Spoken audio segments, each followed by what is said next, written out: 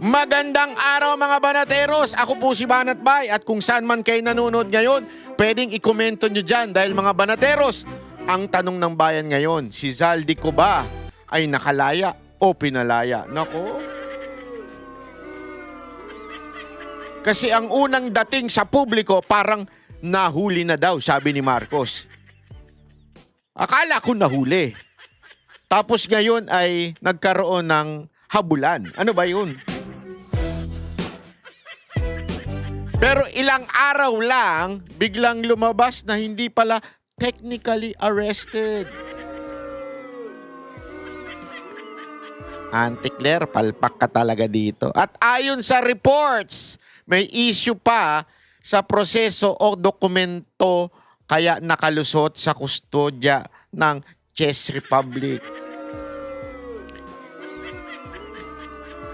Chess as in yung dibdib. Kaya dito papasok ang tanong, may kapalpakan ba dito o may nagpalusot? Kasi baka kumanta ng BBM. BBM.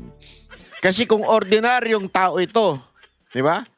Baka paghuli, alam natin kagad na ito ay makakarating sa Pilipinas at sasabihin kagad sa Pilipinas, ito, panghahawakan muna namin ito. At agad na ipapasa sa ating kustodya. Pero kapag big fish na may bitbit na sikreto, may alam na pangalan, may kayang ilaglag, biglang ang sistema ang naging malambot. Mabagal at mapakaraming technicality. Ang teorya tuloy ng ilan nating mga kababayan, baka hindi lang ito simpleng nakalaya. Baka may taong ayaw muna siyang makapagsalita o may taong ayaw siyang maipasa kamay ng Pilipinas. Yun. Dahil naalala ninyo? Ano sabi ni Zaldico nun? Siya ay pinagbakasyon.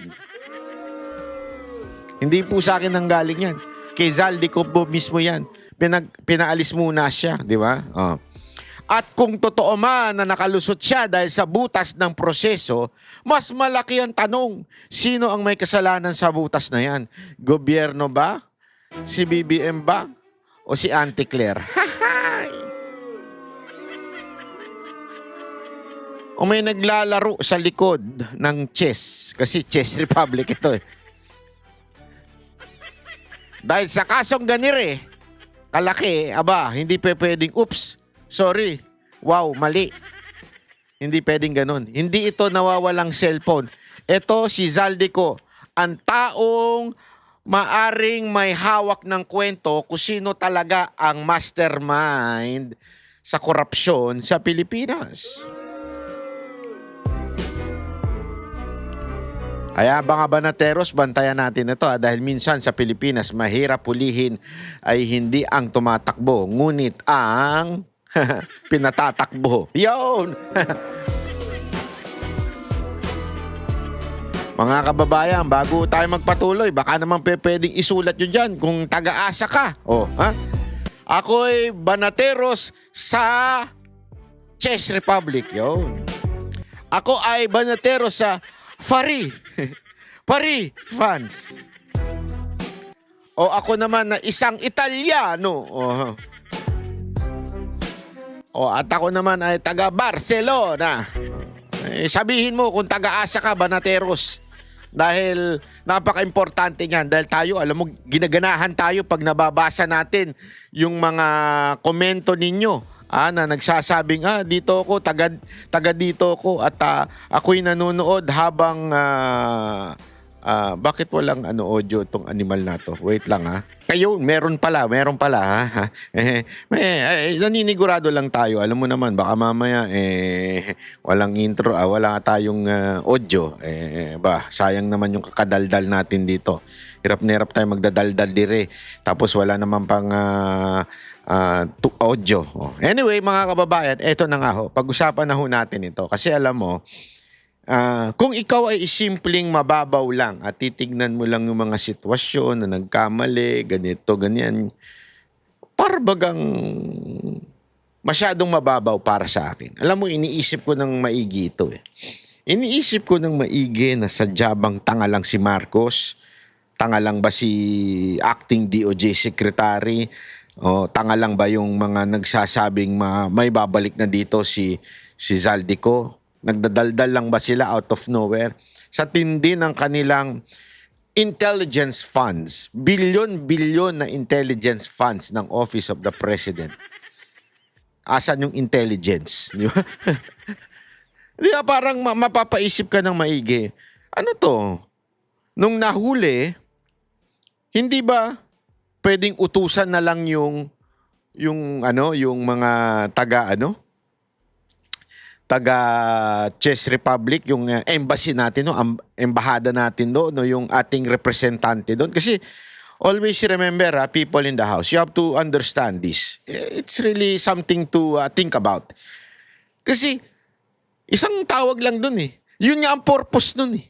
Alam nyo ba, kaya tayo gumagastos ng kalaki-laking pera sa mga embahada natin, sa mga consulate natin, ay para meron tayong representante doon na mabilis makipag-ugnayan sa mga bansang nandoon. Bakit may ganon? Kasi alam naman natin na maraming OFW, maraming mga Pilipino na nagtatrabaho sa iba't ibang bansa. Kaya nga tayo may sariling mga consulate, may sariling embahada para makipag-ugnayan doon sa bansa na yun. At yung embahada na yun, kung sino man ang head nun, ay alter ego ng presidente o representative of the president. Kaya nga ang turing sa kanila, diplomat eh. Kasi whatever you do to that person, to that ambassador, para mo na rin ginawa doon sa presidente nung bansa na yon. Halimbawa, kung atin pong tinarantado yung ambassador ng Amerika, para mo na rin ginawa yung kay Trump. Kasi yun ang kanyang yun yung kanyang representante. Being an ambassador, di ba?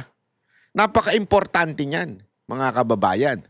So, ang dali naman po na tawagan ng ating DFA at utusan yung ating ambassador doon o yung ating consulate doon at sabihin, psst, tanong nyo nga sa gobyerno ng Czech Republic, bakit may nababalita kaming ganire? Ba't hindi totoo ba ito? Ano ba nangyari? Anong katotohanan? Umabot na mahigit 1 linggo. Di ba? Tsaka pinaalis yung ating acting secretary. Dito, walang kasalanan si acting secretary. Linawin ko lamang po. Kasi inuutusan lang naman yan. Although enjoy siya, syempre. Nasa Europa siya. Di ba? Kasama niya pa yung mga iba niyang kasamahan. Enjoy sila doon. Di libreng bakasyon na rin yun. Di ba? Gayunpaman, wala siyang kasalanan kung nakalaya yung si Zaldico. Pero kasi ang tanong doon, di ba? Sabi ng presidente, nahuli. Di ba? Nahuli. Ibig sabihin na nahuli, nasa kustodiya ng Czech government. Di ba? Nasa custody nila. Kung nahuli pala at nasa kustodiya nila, bakit nakawala? Bakit napawalan? Ang daming tanong ngayon eh. Nakawala ba siya? O pinawalan siya? O pinalaya siya? Ano nangyari? Pwede namang agad-agad sabihin, kasi imposible naman po na walang kaalaman at lalong-lalo na sa panahon ng social media. Sigurado naman ako nung nahuli nila si Zaldico at nakita nila yung kung ano mang dokumento, ID may hawak si Zaldico. Titingnan nila anong pangalan nito, ganito, pakpak. I-research nila yan eh. Sino ba ito? Bakit ganito to? Anong meron to? 'Di ba? Imposibleng hindi nag-research yung Czech Republic. Kasi nga, ako nga lagi ito sinasabi. Manood po kayo ng mga tungkol sa pagkuha ng visa sa Amerika. Hindi lamang po sa Amerika, pati sa ibang bansa. Wag kayong magsisinungaling ng paglagay ng social media doon. Kasi titignan yan. Malalaman nung magi-interview sa'yo kung ano talaga ang tunay mong trabaho, ano ginagawa mo, may kakayanan ka ba? Malalaman yan. Kilala ka. di ba naikwento ko nga sa inyo nung nagpa-interview tayo sa isang, hindi ko na lang babanggitin ha, may nag-interview sa atin isang embahada nung kumuha ako ng visa. Abay, nalaman niya, ako si Banatbay. Hindi ko to biro kasi nga nakalagay doon. Nalagay ko Banatbay. Oh. So alam niya kagad yung background ko. Alam niya. At ganun din po nung ako po'y pumunta doon sa bansa na yun. Ginugil kagad nung immigration. Kasi ang dali nang malaman ngayon kung sino yung tao na pumapasok sa kanila, kung sino yung tao na nagpapa-interview sa kanila. Kaya medyo mas mahirap pag sinungaling ngayon. Sasabihin mo, yayamanin ka, tapos pag nakita nila sa social media mo, ay, hindi to yayamanin, social climber lang to. Ganun na, di ba? Alam mo ibig ko sabihin? So, sa tingin ninyo, nung nahuli yung tao na yon, sabihin na nating naharang. Kasi ang gulo ng termino nila eh. Iba-iba yung termino eh. Naharang, sigurado ko, magre-research yun. Sino ba ito? Ano ginagawa nito? Buong pamilya kasama. Diba yun na napapabalita, buong pamilya. So pag nakita kagad nila, uy, malaking issue to Government official to Diplomat na to. Remember, red passport ang mga congressman. Tandaan ninyo, sigurado ko, nalaman nila na itong tao na to ay BBIP. Very, very, very important person. Diba? Sure yan. Agad-agad yan, sigurado ko, ang makikipag-ugnayan yan sa ating konsulado, sa ating embahada sa Europa. Di ba? Para, ano ba ang meron dito? Ano ang ganito? Kaya nga hindi ko maintindihan yung sinasabi nilang, sino ba to? Anong nangyayari? Bakit tila merong problema? Di ba meron tayong ganun eh? Masyado tayong clueless sa nangyari. Tapos, all of a sudden, tingnan nyo ito tingnan nyo ito maigi. All of a sudden, pinapunta yung acting DOJ secretary. Na, ang dapat papuntahin doon ay yung secretary ng Department of Foreign Affairs. Kasi nga, foreign affairs eh. Sila ang nakikipag-ugnayan sa ibang bansa. Bakit isang DOJ secretary? Anong meron? Tinatanong na ba yung kaso? Ano ba yung ebidensya? Ano ba yung sasabihin mo? Kasi kung may sasabihin kang hindi maganda, tumakas ka na lang. Ganun ba? Hindi, yun tuloy yung naiisip ng mga taong bayan ngayon eh. Ako kasi ayoko yung tanggapin lang na nakatakas siya. Hindi ko gustong tanggapin yun eh. The mere fact na sobrang confident yung presidente nating sabihin, nahuli na.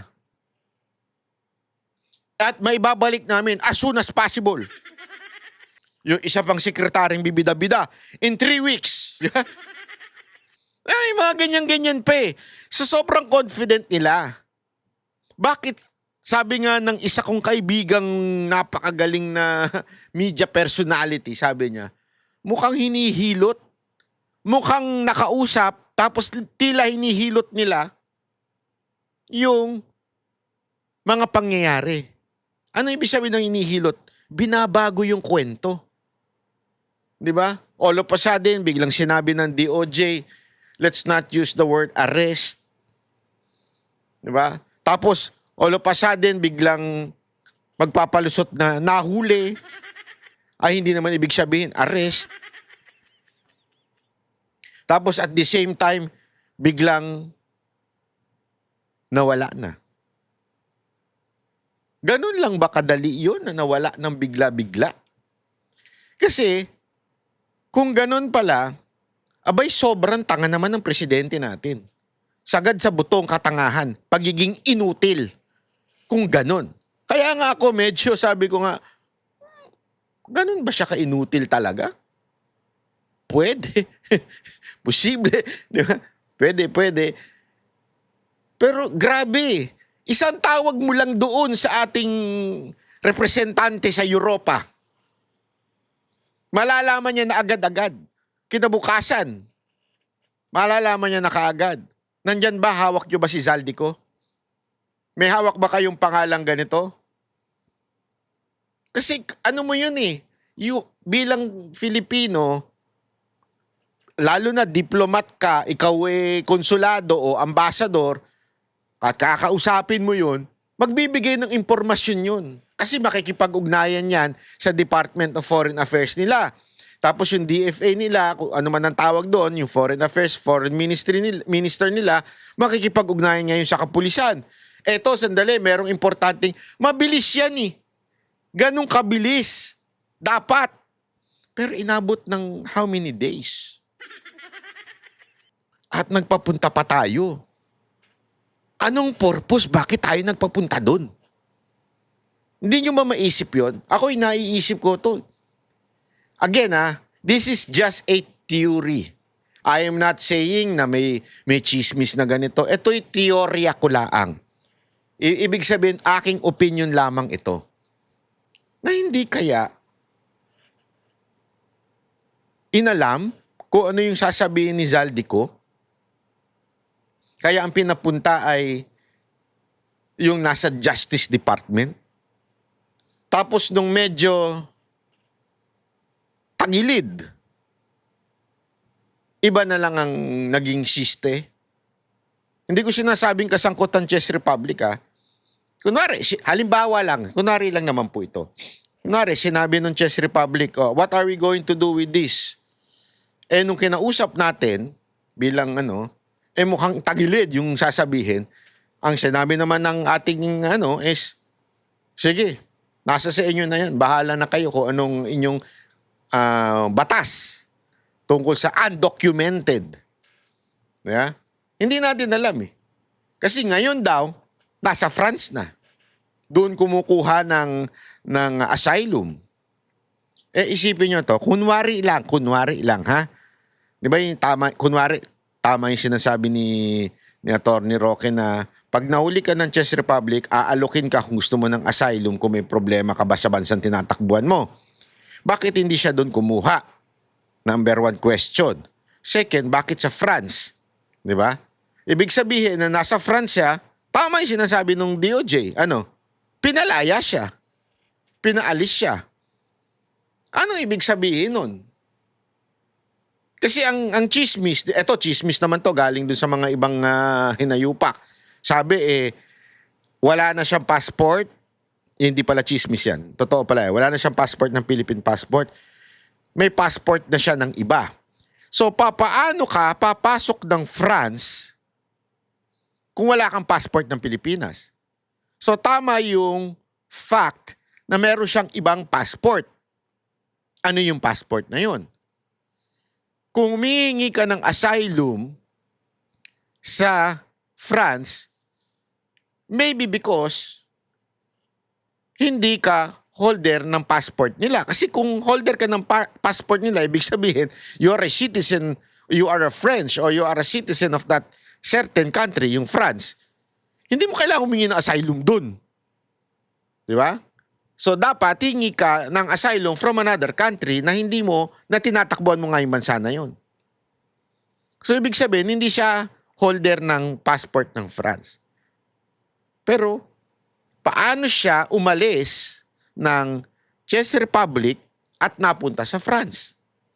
So, maaring merong isang bansa siyang pinuntahan na passport holder siya doon sa certain bansa na yon.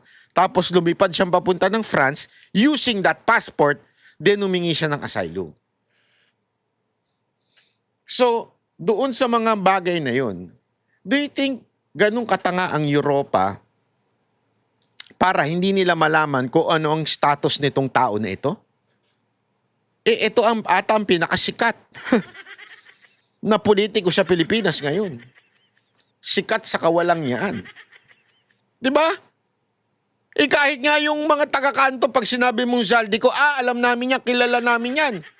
Yan yung di umano allegedly nagdi-deliver o middleman ng mga maleta. O merong factory ng maleta. Alam na lahat ng taong bayan yan. Sigurado, i-google nyo sa Zaldico. Ang tindi ng karmang inabot nitong si Zaldico, no? Sumikat ka buong mundo. Kasi ikaw, nagkamali ka ng ng dinimanda. Ako kasi dinimanda mo eh. Akala mo makakalusot ka. Sabi ko nga sa inyo eh, magtiwala lang kayo sa salita ng Diyos. The vengeance is mine, says the Lord. Hayaan nyo lang ang Lord ang bumawi. Kaya huwag kang magtatanim ng sama ng loob, huwag kang magagalit. Kaya mo ang Diyos ang bumawi. Basta doon ka lang sa katotohanan. Kaya ako naman, kaya naman niya ako dinimanda dahil tinakil ko lang yung kay Villanueva eh. Yung expose ni Villanueva. Tama alam mo, tama yung sa interview ni Jack Argota eh. Panoorin yung interview ni Jack Argota, itong si Sir Jack. Nagmamagaling eh, pero tama yung kanyang interview. Yung tinanong siya ni Jojo A sa TV5, kung saan ba nagsimula, sabi niya, kinontra niya, nagulat ako, sabi ko, aba, iyabang nito ni Sir Jack ah. Banateros talaga sa kayabangan ah. Sabi niya, sabi kasi ni Jojo A, di ba si Marcos naman na nagsimula ng paghahanap sa korupsyon? Sabi niya, hindi ah. Ano niya? Sabi niya, hindi niya no? Sabi ko, aba, lupit ni Sir Jack ah. Pumapalag. Akala ko magkakamali siya ng sagot. Sabi niya, hindi ah, Villanueva. Sabi ko, tama si Sir Jack, ang galing oh. Tama. Alam niyo ba saan nagsimula ito? Yung sabi ni Villanueva, araw-araw meron tayong naluluging bilyon-bilyon sa flood control. At una niyang tinukoy noon yung SunWest. Yung kumpanya daw ni Zaldico.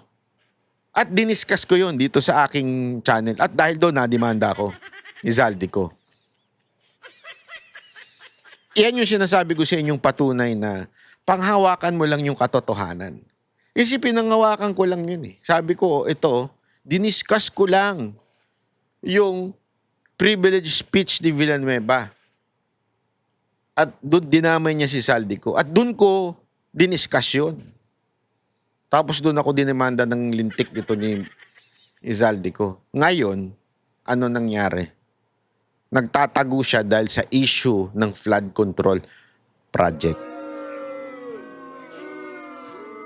Sabi ko nga sa inyo, yan ang patunay ko na huwag tayong papasok sa fake news. Huwag kayong maniniwala sa fake news dahil lang ito ay papabor sa iyong kulay. Lagi mo lang panghahawakan ang katotohanan. At yung katotohanan na yan ang tunay na magpapalaya sa ating bansa. Ngayon kasi matindi kasinungalingan. Matindi propaganda ngayon ng mga kusino-sino. Matindi talaga mga kababayan. Kaya wag ho tayong papadala.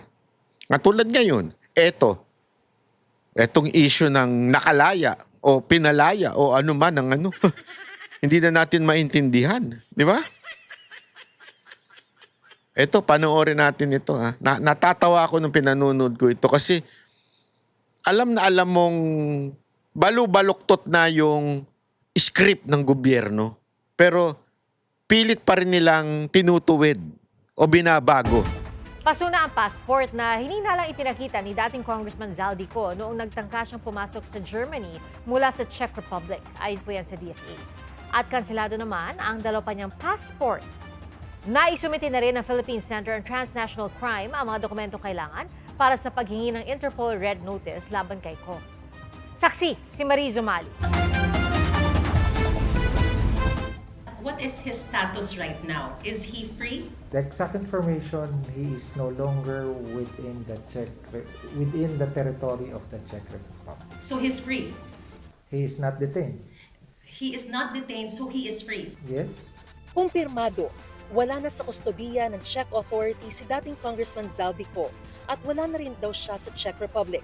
Zaldico is no longer in their custody. Mismo si Acting Justice Secretary Frederick Vida ang nagbalita nito matapos ang pulong niya sa Czech Minister of Justice, Deputy Minister of the Interior at Deputy Minister of Foreign Affairs Lunes ng hapon dito sa Prague. Pero hindi raw sinabi sa kanila ng Czech counterparts kung kailan nakalaya si Ko at kung saan siya nag-exit. Kaya ang tanong ng bayan, nasaan na nga ba si Zaldico? Base sa anyay intelligence sources, nasa Schengen area pa si Ko. Pero hindi niya masabi kung saan sa 29 na bansang kasama sa Schengen area. That information, what we can confirm is that he is within the Schengen area. That is the workable intel that we have. Why can't we confirm where exactly in the Schengen area is Zaldico? because that information was not relayed to us. The Philippine government is not without resources. Diba? That's why we Read between the lines. The government, sabi niya is wala daw, hindi mo daw masasabing walang resources. Alam pala niya eh. So, ibig sabihin, alam talaga nila kung asan si Zaldico. Malamang bago pa ito pumunta, na-confirm na nila. Yung mga nangyayari, ayaw lang sabihin sa taong bayan.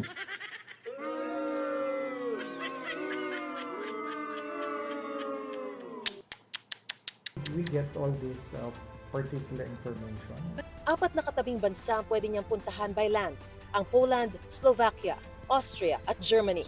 Pero dati nang naharang si Ko papasok sa Germany kaya maaaring hindi na siya duman ulit doon. Ang pinakitang passport daw ni Ko nang maharang sa border ng Germany ay ang kanyang expired passport na naglalaman umano ng valid pang Schengen visa. Ayon sa Department of Foreign Affairs, nag-expire na ito noon pang September 2022. Hindi na raw ito kailangang kanselahin dahil hindi na ito maaaring gamitin sa international travel. Nilinaw din ng DFA na ang 2 passport ni Ko na isang regular at isang diplomatic passport, kinansela nila batay sa isang court order noong December 2025. Agad daw nila itong nireport sa Interpol. Kasunod na setback sa paghabol kay Ko, sinabi ni Senator Ping Lacson na walang ibang maaaring sisihin kundi ang gobyerno sa nasayang na oportunidad. Actually, hindi lang gobyerno, pati ikaw. Dapat ka na rin sisihin.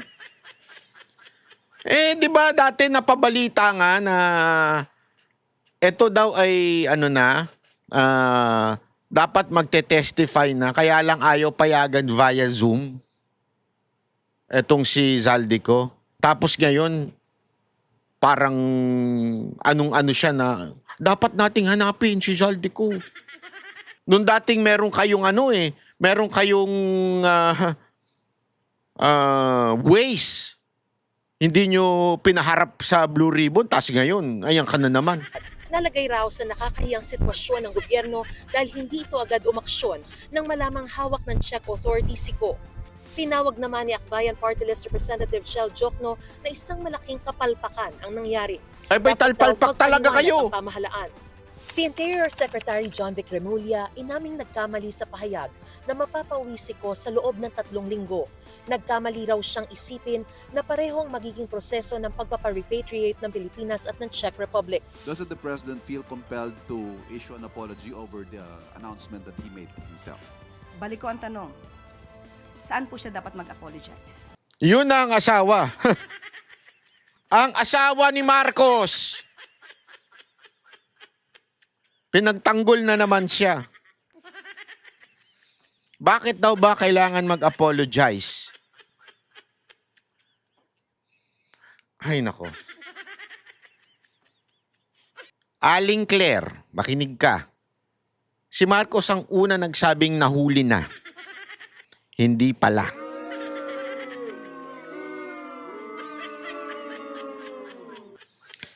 Kasi pag nahuli, pag sinabi mong nahuli, hindi ibig sabihin walang kasalanan ginawa yung tao. Kahit anong palusot nyo sa salitang arrested, yan ang talagang meaning ng nahuli, na aresto. Kasi hindi mo pwedeng sabihin na ang Tagalog ng arrest is aresto. Hindi yun. Hindi yun ang tunay na makabuluhang Tagalog nun. Ang tunay ay nahuli. When you say nahuli, kasi may ginawang hindi tama, may ginawang krimen, kaya nahuli. Hindi mo pwedeng sabing napatigil, na stop, na hold, hindi pwede. Kasi when you say na hold, meron lang tinitingnan doon sa dokumento. Kasi always remember, when you interpret a word, you have to understand the context where it was used. Diba? Kaya yan minsan marami ang nagiging pumapasok sa false teaching. Literal yung pag-interpret sa isang scripture, hindi tiningnan yung konteksto ng buong scripture na yon. Ayoko nang pumasok dyan, kung hindi papasok tayo sa awayan, debate ng mga relihiyon. Kaya maraming klase ng Kristyanismo Kasi marami dyan ang minimisinterpret, hindi binabasa kung kung kailan sinulat yon, kailan sinabi yon, anong panahon nun, sino nagsabi, kanino sinasabi. You have to get the entire context for you to understand that particular verse. The same thing with this. May ginamit kayong word, nahuli. We have to understand ano yung buong context nung nahuli. Nahuli ba saan? Sa Pilipinas? Hindi. Saan siya nahuli? Sa ibang bansa. Ano ibig sabihin na nahuli sa ibang bansa? Pag sinasabi mong na-stop siya, na-pause siya, hindi nahuli ang ginagamit na term doon. Kasi pag pumasok ka na isang bansa, palpak yung dokumento mo, ang tawag sa'yo, it's either A to A ka, airport to airport, or na-hold ka sa immigration. O ikaw ay napatigil sa immigration. Hindi mo gagamitin ang salitang nahuli. Kung ako papasok ng Japan at sinabi ng isa kong kaibigan dun sa aking tatay, sasabihin niya, "Huy, si Banat Bay nahuli sa Japan." Anong iisipin mo? Sige nga, tanungin ko kayo. Pag may nagbalitang newspaper o media, Banat Bay nahuli sa Japan. Umihii sa kanto. Di ba pag sinabi mo nahuli sa Japan, hindi naman pwedeng ano kaya siya? Na-hold kaya siya kasi wala siyang visa sa Japan? Na-hold kaya siya kasi yung kanyang passport ay mag-e-expire na? Hindi. Ang unang papasok talaga sa utak mo, nahuli siya kasi may ginawa siyang masama. May ginawa siyang mali. So nahuli siya. Oh. In other words, naaresto. O kanino yung salitang nahuli nang galing? Sa Pangulo. Anong sabi niya? Pababalikin namin agad-agad. Napabalik nyo? Hindi. Tapos sasabihin mo nga, anong dapat niya ikasori? Ay, tanga. Yan ang problema sa'yo, Aling Claire. Mali ka na ipagpipilita mo pa rin tama ka. Alam mo, yun yung mga ganyan tao ang hinihiwalayan. Pag mga ganyan asawa nyo, hiwalayan nyo na. Asawa ba? Kasi sabi ni Sir Jack, parang asawa daw to ni Marcos eh. Daig pa ang pagtangtanggol eh. Totoo. Oh. Kaya tignan nyo yung ali na yan, ha? Maling-mali siya dito eh. Hindi dapat mag-sorry. Ano daw ba dapat ikasorry? Ang pagsosorry nyo kasi palpak ang lengguwaheng ginamit ninyo at nagmagaling kayo, nagmarunong kayo. Nahuli, simple, may ginawa siyang masama doon, nadakip na siya, nahuli na siya. Ina naman, sorry. Sorry. Nakakabuisit, ginagago sobrang Pilipino eh. Alam mo Aling Claire, yan ang problema eh. Masyado ninyong ginagago ang Pilipino na akala nyo naman nakakagago kayo. Hindi nyo alam kayo lang ang gago. Lahat naman po tayo ay umasa. Lahat naman po na dapat gawin ay ginawa ng Pangulo at ng administrasyon. Ang kanyang inireport naman po ay tama. Ayon kay Vida, malinaw anyang hindi nagkamali si Pangulong Marcos sa anunsyong nahuli si Ko. Hindi yung premature. Because when our president made that announcement, that was the facts available na narito sa Czech Republic. Hindi umano nagkulang ang ating law enforcers, pero iba raw sana ang naging resulta kung may hawak na tayong red notice. Kung may red notice, that serves as arrest warrant. So the obligation now of the 196 member countries of Interpol is to detain the person. Nobyembre pa nagsimula ang aplikasyon para sa isang red notice kay Ko, pero may mga dokumentong dalang team dito sa Prague na kalalaki pa lang sa aplikasyon. So may malaking kakulangan tayo dahil hindi natin naisumite ang lahat-lahat para makuha yung red notice na kinakailangan natin. Do we admit at the very least that there was also some fault on our end? Hindi ho, kasi may proseso ang Interpol kung kailan at paano nila ini-issue ang red notice. Yes. Yung sinasabing kulang na yon, pinag-aralan natin nga kung ano yung sa mga successful na folder tayo, inulit natin. Wala naman nagsabing kulang. Kung kukumpletuhin, tama ka doon. Pero pag tinignan natin, di ba? Ito yung mga nasa ibang folder na successful. So inulit natin. pinatibay natin, nag-coordinate tayo, nagkuha tayo ng mga official documents from the COA, from the Ombudsman, even from the Sandigan Bayan. We have already sent it to the Secretariat, France, Lian France, and we expect with that, those amount, voluminous talaga na documents which they need, we expect na they can eventually grant us. Sabi ni international law expert Professor Michael Yu, hindi naman kakaiba na inaabot ng buwan ng Interpol bago desisyonan ang Red Notice request dahil nire-review pa raw ito ng maigi ng mga eksperto ng Interpol. Kasi meron sa Constitution ng Interpol na hindi pwedeng manghimasok ang Interpol sa political na mga issues ng isang bansa. So, I think makikita natin before nag-i-issue ng red notice yung Interpol kapag klarong-klaro yung halimbawa yung krimen ay murder or physical assault, yung mga ganun.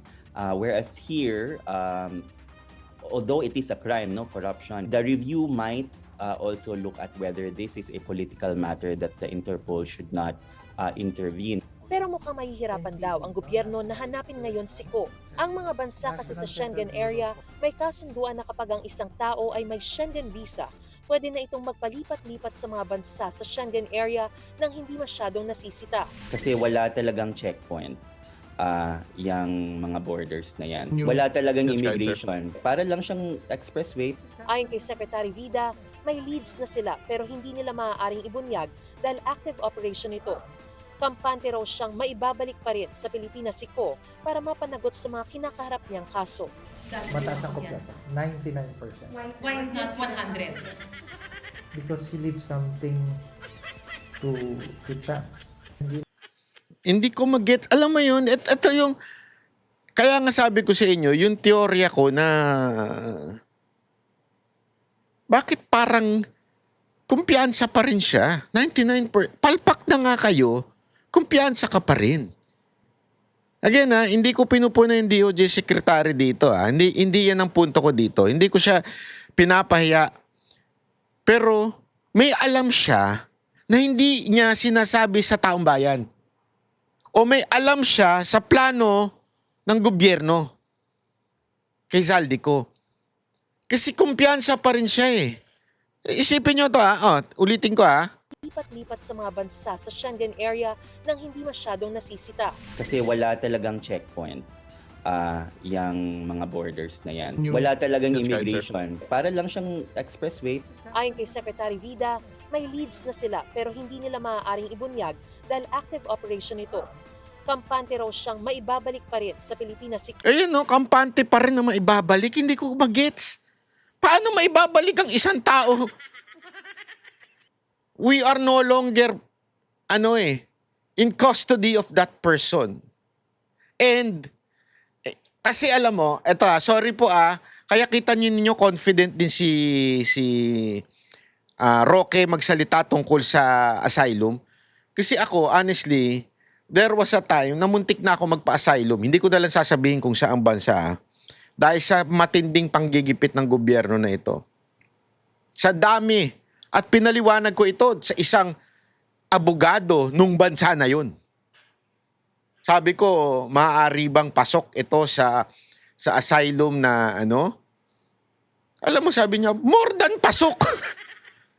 Swak na swak. Rimless, ika nga, pag sa basketball baga. Hindi tumama doon sa ring, yung ganun. Diretso doon sa... sa sobrang rimless nung pinaliwanag ko kasi sa kanya yung nangyayari. Pinakita ko lahat ng kaso ko. Pinakita ko lahat ng mga news article. Sabi niya, pasok na pasok yan. Kaya lang, eto yung hirit niya. Kaya lang, pag ikaw pumasok ka sa asylum, while tinitingnan yung asylum paper mo, you cannot leave this country for 6 months. No one can pull you out of this country for 6 months until inaaral ang iyong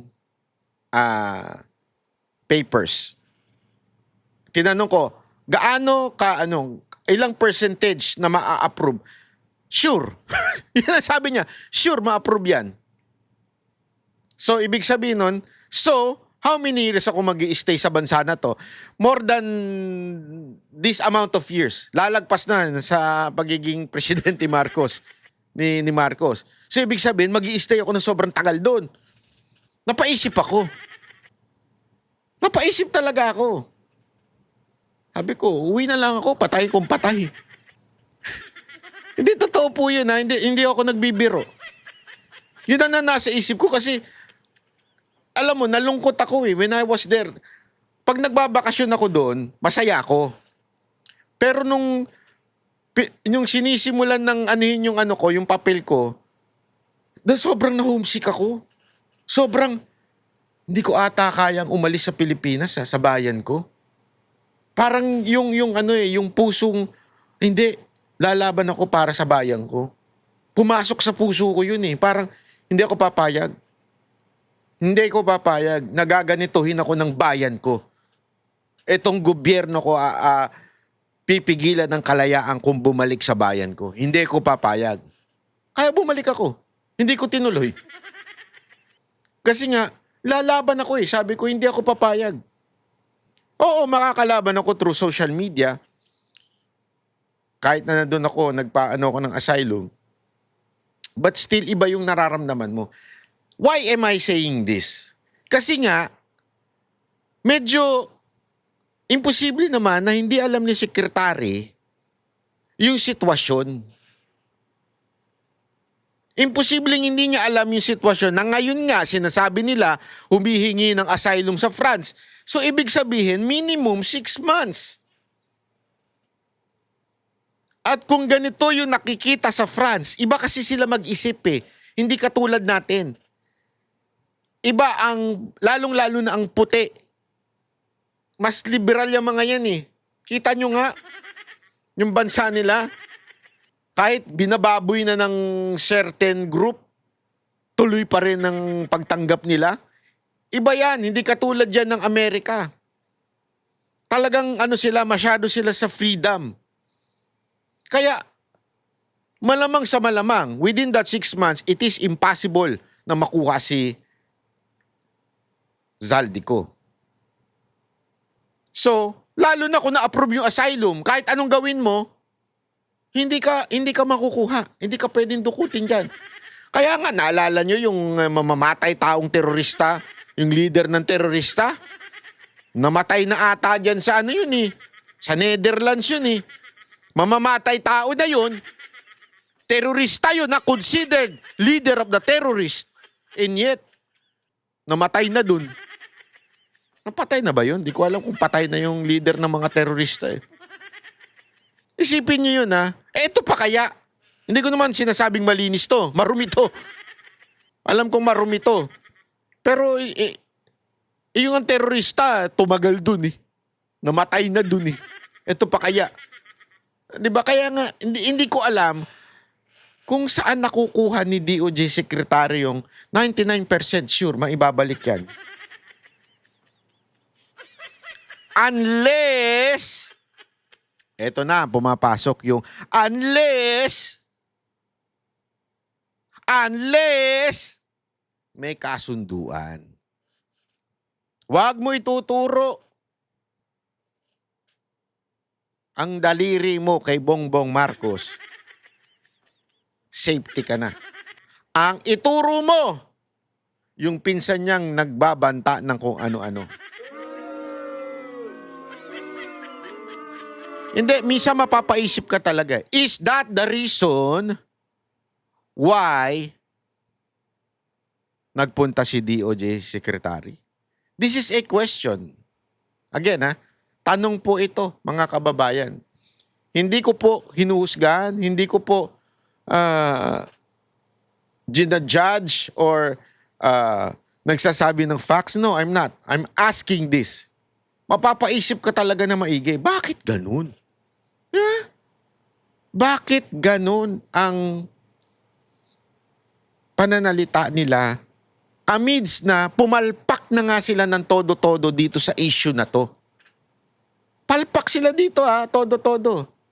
Sobrang palpak nila.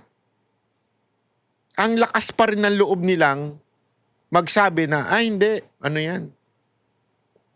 Maiuuwi yan. Amidst the kapalpakan nila. Bakit ganon? Bakit ganyan ang pangyayari? Po, para mapanagot sa mga kinakaharap niyang kaso. Mataas ang kumpiyansa. 99%. 99%. May 1% pa. Something to chance. Hindi naman binibilang yung nadadapa ka eh. Ang mahalaga yung pagbangon at may natutunan tayo. Pero hindi ko tinuturing to na delay lang tayo.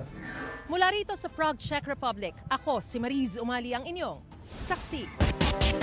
Ayun. Wait. Chotomate. Ayan. Ay, nako. Tingnan ninyo ito, panoorin nyo itong... Wala na sa Czech Republic at nasa France na raw ang pugante at dating congressman na si Zaldico. Ayon sa Department of Foreign Affairs, humihingi raw doon si Ko ng political asylum. Dismayado naman si Pangulong Bongbong Marcos sa balitang ito pero wala raw siyang sinisisi. Nasa frontline ng balitang yan, Maricel Halili. Nananatili po siya sa kustodiya ng Czech Republic. We will bring Zaldico home. Magdadalawang linggo na matapos i-anunsyo ni Pangulong Bongbong Marcos na nahuli sa Czech Republic ang dating congressman na si Zaldico. Ngayon, I want to share difficult news, mga kababayan.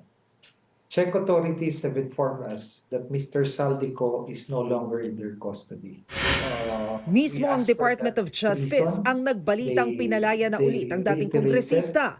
Sabi ni Secretary Vida, sinubukan nilang usisain ng Czech officials kung bakit pinalaya si Ko. Pero wala raw silang napiga sa mga ito.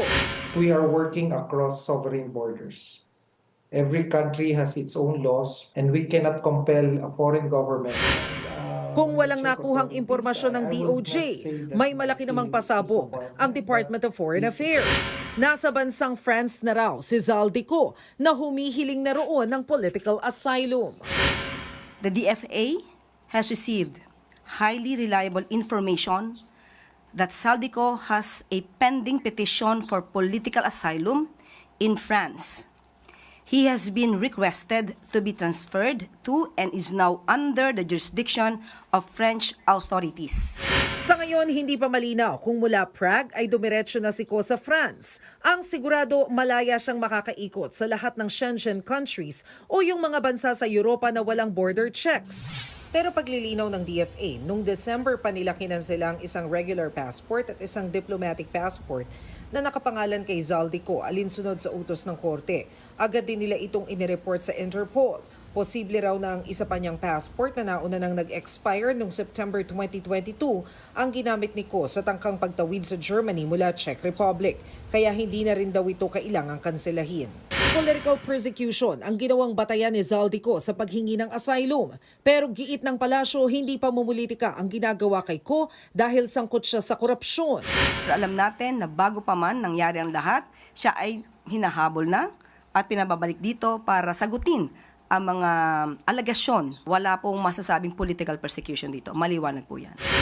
Si Pangulong Marcos, dismayadong nakalaya si Ko mula sa Czech authorities. Pero wala raw itong sinisisi sa kahit na sinong gabinete. Wala rin daw dahilan para humingi ng paumanhin ng Pangulo kahit pa marami ang nalito sa kanyang anunsyo. Saan po siya dapat mag-apologize? Lahat naman po tayo ay umasa. Ang kanyang inireport naman po ay tama. So, wala po tayong nakikita na maaaring sabihing pagkakamali ng Pangulo. Nakatakdang Wow! Ang kapal ang mukha mo! Tulong si Pangulong Marcos sa ambassador ng France bukas. Ipinatawag din ito ang Chargé d'Affaires ng Czech Republic para mapag-usapan kung ano-ano pa ang pwedeng gawin para maibalik sa Pilipinas si Zaldico. Nagbabalita mula sa Frontline, Maricel Halili, News 5. Kaugnay ng balitang yan, posible raw na gumulong ng higit 2 taon bago makapagdesisyon ng gobyerno ng France sa hiling na political asylum ni Zaldico. Ibig pong sabihin, habang pending ang kanyang asylum application, hindi muna siya pwedeng galawin. Hindi pala, 6 months pala dun sa bansang ina-applyan ko. Eto pala, 2 years. Tapos 99% na mapapauwi nyo? The only way na mapapauwi nyo si Zaldico dahil gusto niya nang umuwi. Bakit niya gusto umuwi? Eh may banta nga daw siya. Malamang, wala na siyang banta kung gusto man niyang umuwi. Kaya 99%. So ibig sabihin,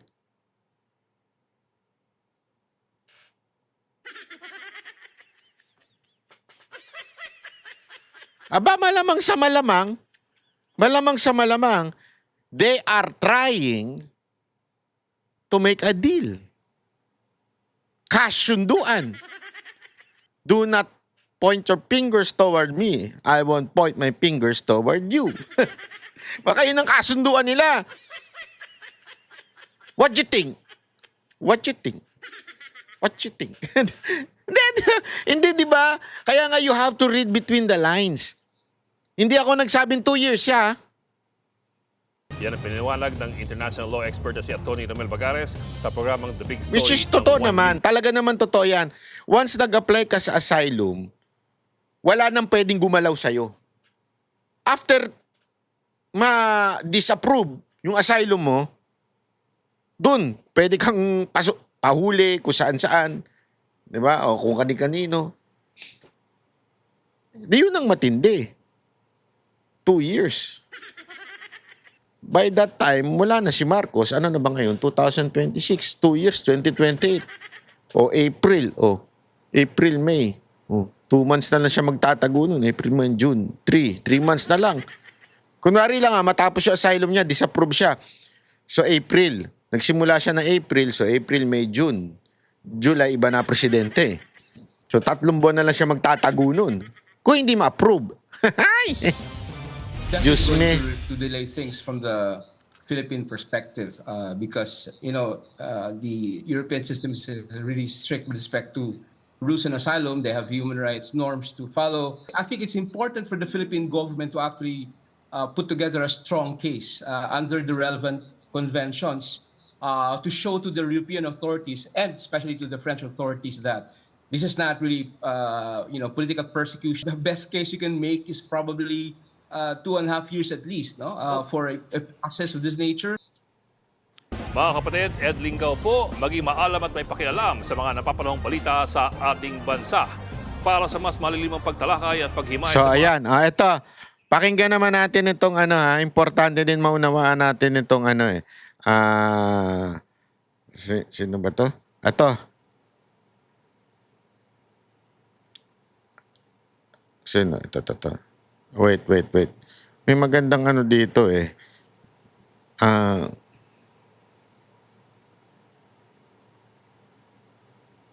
Ito, ayan. Bulilyaso ang pagkakaanunsyo ni PBBM na nahuli na si Saldico sa Ang sakit naman sa tenga. isang eksperto kahit anong paglilinaw ay sablay pa rin ang palasyo. Kahit Ang anong detalye palusot. sa agenda report ni Ivy Reyes. Katulad niyan, yung nahuli, the discussion now is kung ano ba definition ng nahuli rather than nasaan talaga siya and so on. No? Ang discussion ko, may crisis ba tayo o wala? We all know that there is. At ramdam ng taong bayan na mayroon. Matapos linawin ng Malacanang na walang mali sa anunsyo ng Pangulo noong April 16 na nahuli na ang puganting si Zaldico dahil malawak naman daw ang kahulugan ng salitang nahuli, komunikasyon ang problema ng palasyo para sa senior lecturer ng UP Diliman na si Professor Lester Balmatero. So kapag nahuli, pwede nating sabihin na napahinto, na stop, na prevent sa pagkilos, at hindi mali ang Pangulo sa kanyang inulat noong April 16. Ayon kay Balmatero, Lupit mo. bagaman makabubuti talaga para sa gobyerno ang mapauwi ang isa Ang sa mga manahimik. mukha ng Akala ko flood ang control gobyerno scandal, manahimik tila eh. naging excited daw itong mag-anunsyo. Isa sa naging banat noon ng Duterte ally na si Attorney Harry Roque laban sa administrasyon ay ang 1 to 3 weeks na palugit para mapabalik sa Pilipinas si Ko, na para kay Roque, imposible raw. Ngayon, nilinaw ng palasyo na hindi sila o ang Pangulo ang nagsabi nito, kundi si Interior Secretary John Vic Remulla. Agad naman itong inako ni Secretary Remulla at humingi ng paumanhin. Pero sa tingin ni Balmatero, mali pa rin na dumistansya ang palasyo sa gabinete. I think Yusek Claire should understand that Secretary John Vig is the secretary of the Interior and Local Government, and he is the alter ego of the president. To some extent, whatever the announcement of the alter ego of the president is the announcement of the president. Kaya sana raw may group chat ang gabinete ng Pangulo para Hoy, hindi mag-group chat salungat kayo! ang pahayag na lumalabas sa administrasyon. Yung ginagawa ngayon ng Malacanang, tingin ko it's palusot, no? Semantics, wordplay. Yung ginagawa ngayon ng Malacanang. Bukas sa Instead bukas, of wala ka na sa UP. Alam mo naman ng gobyerno nito, pag nanggipit, gipit talaga. about a substantive, substantive issue kung nasaan ba talaga, ano yung problema, asaan tayo ngayon. Para hindi raw makuryente ang administrasyon, naway ayusin ng gobyerno ang messaging nito. Para sa Agenda, Ivy Reyes, Billionaire News Channel. Ayun, ayan mismong political analyst, independent political analyst, sinasabing sablay. Sablay talaga, sobrang sablay ang ating gobyerno. Ay, naku po, kawawa naman kayo. Ito, isa pa Ito pa, isa pang banat, kawawa naman Binanata na ng tudo-tudo tong si, Ito, wait lang Ang sinasabi po ni Justice Secretary Frederick Vida na wala na po sa custody ng Czech Republic itong si Zaldico. Hindi rin daw po sigurado kung nasaan ngayon ang exact location po niya. Ano pong reaction niyo dito? Hindi ko po alam kung ano pong ginagawa ni Secretary Vida sa Czech Republic. Sapagkat ang pangunahing may tungkulin para malaman kung ano yung kalagayan ng sino mang Pilipino, yung konsulado ng ating bansa sa Czech Republic, meron naman po yan. At kung may ganyang kontrobersiya, siguro po ang dapat na unang ginawa ng ating Pangulo bago nag-announce ay pina-check niya yung mga detalye sa consulate. Sila yung may diplomatic relations at sila rin may responsibilidad sa sino mang Pilipino na naririyan. Kaya nga, kakatuwa talaga yung presence ni DOJ Secretary Vida dyan sa Czech Republic. Grabe naman, nakakatuwa talaga.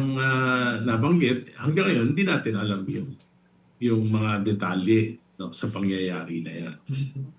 So you feel like, kagaya ng sinasabi ng iba, wala pong proper coordination bago nagkaroon ng anunsyo muna noon ng Pangulo tungkol po dito sa kung nasan talaga yung custody nitong si Zaldico? Tama po. Oo. Tama po, parang panic mode pagka nababanggit na si Zaldico.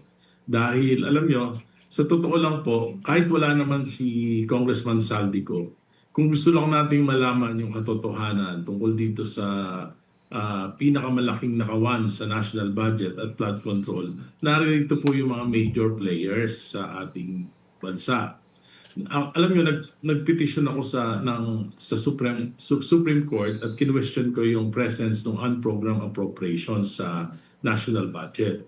Lumalabas po doon sa pagsusuri ng mga maestrado ng Korte Suprema, yung 2023, 2024 at 2025 national budget, talagang ginastos yung mga unprogrammed appropriations kahit na hindi pa naman napapatunayan na merong karampatang pondo ito. At nakalagay na sumiti po sa Korte Suprema yung katakot-takot na mga dokumento na nagpapatunay na na-release yung pondo ng mga unprogrammed appropriations na ang nakapirma lang ay si Secretary Mina Pangandaman ng DBM. Ito po ay dapat inaaprobahan ng Pangulo. At yung 2023 at 2024 national budget po, wala pong approval ang Pangulo na ilabas. At yung 2025 po, inalis na dun sa provision na kailangan pampirmahan ng Pangulo. Kaya lahat po ng mga budget na yon, isa lang ang nagdesisyon sa pagpapalabas ni Secretary Mina Pangandaman. At ito po ay hindi na question sa Senate Blue Ribbon Committee. At nakita ko po na may talagang pagtatakip sa investigasyon, whether in the ICI at whether in the Blue Ribbon Committee, talaga pong ayaw malaman ng Pangulo ang katotohanan. Ano po ulit? Ayaw malaman ng Pangulo ang katotohanan. Oo. Kumbaga, hindi na-inform ang Pangulo sa kung ano talaga yung nangyari. Yun po ba yung gusto niyo So sa madaling salita po, para bagang dahil sa napupunta na sa Pangulo ang lahat ng sisi pagdating dito sa korupsyon at lahat nalalaman na si Marcos talaga ang mastermind, natataranta sila sa issue ng Zaldico. Kasi ang nangyayari, hinihingi ng taong bayan ang accountability ni Marcos. They would try their best na hindi ituro ang iba, si Zaldico or si Romualdez. Kaya tuloy, pag naririnig nila, nahuli na siya, Zaldico. Yan na, ituro na natin yan. Di ba? Ganun na nangyayari. Yan yung sinasabi ni Erice. Kaya ngayon, dahil sa kanilang pagmamadali, palpak. Hindi, yun naman po talaga ang nangyari. Dahil sa pagmamadali nila, pumalpak po sila. Hindi na ho sila nag-iisip.